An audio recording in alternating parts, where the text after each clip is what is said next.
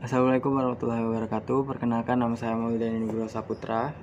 Saya dari 03 SIGP 003. Di sini saya akan mengerjakan tugas UTS mata kuliah morfosintaks, yaitu menjelaskan what is aphonemes, words named after people or place. Sedikit disclaimer, di sini saya akan menjelaskan what is aphonemes with two languages, which is bahasa Inggris, English, and Indonesian, bahasa Indonesia, supaya lebih mudah dipahami. So let's jump into the definition. Definition of aphonemes. Aphonemes in morphology is a term that refers to words or terms derived from the name of a particular person or place. It is a type of word formation where something is named after a certain well-known person or place characteristic. Jadi eponyms itu adalah istilah yang digunakan untuk kata, frasa, atau konsep yang diambil dari nama orang lain, nama, tempat, atau karakter sejarah tertentu yang terkenal. Dan aphonemes itu adalah cara umum untuk memberi nama pada konsep atau objek yang penting dalam sejarah, ilmu pengetahuan, atau budaya. For example, as you can see right here, there's a boycott.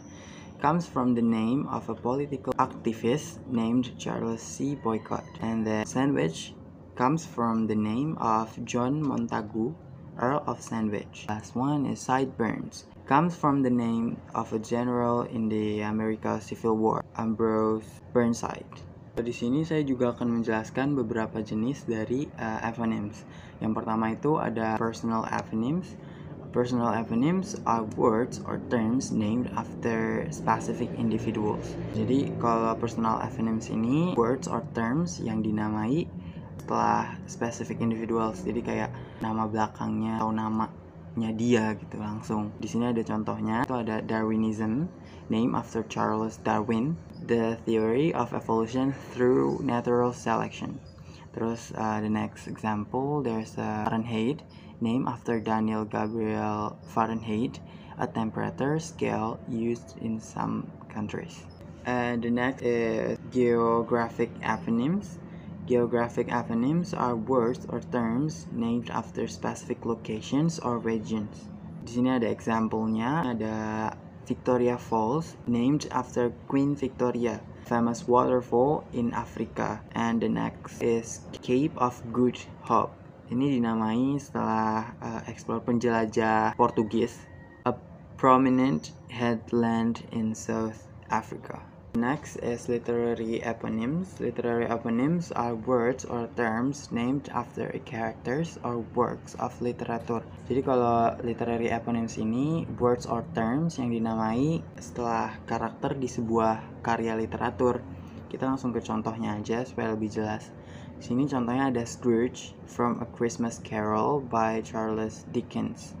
Jadi Scrooge ini tuh adalah sebuah karakter yang ada di Christmas Carol ini. Jadi Scrooge ini di Christmas Carol itu dia tuh orang yang pelit, orang kaya pelit gitulah. Nah dia ini jadi suatu eponyms di kehidupan nyata. Jadi dia tuh refers to a miserly person.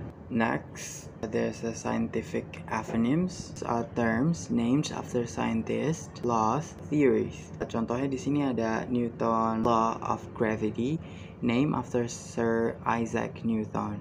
Describes the force of attraction between objects. Contoh lainnya di sini ada teori relativity dari Einstein, named after Albert Einstein. Revolutionized our understanding of space, time, and gravity. Jadi untuk kesimpulan, aphonemes ini berfungsi sebagai kapsul waktu linguistik yang menghubungkan bahasa dan budaya kita dengan orang-orang, tempat, dan gagasan yang telah mempengaruhi masyarakat kita. Mulai dari aphonem personal yang mengabadikan individu dan kontribusi mereka, hingga aphonemes geographic yang mengikat kita pada lokasi khusus. Kata-kata yang dinamai dari orang atau tempat ini memiliki dampak mendalam pada cara kita berkomunikasi dan mengingat sejarah. Saat kita terus menciptakan dan mengadaptasi eponyms, kita melestarikan warisan linguistik yang kaya akan celebrate achievement, untuk mempersingkat atau menyederhanakan komunikasi dan memberikan penghormatan kepada warisan abadi individu yang luar biasa. Yaitu dia materi aphonemes yang dapat saya sampaikan. Kurang lebihnya mohon maaf. Wassalamualaikum warahmatullahi wabarakatuh.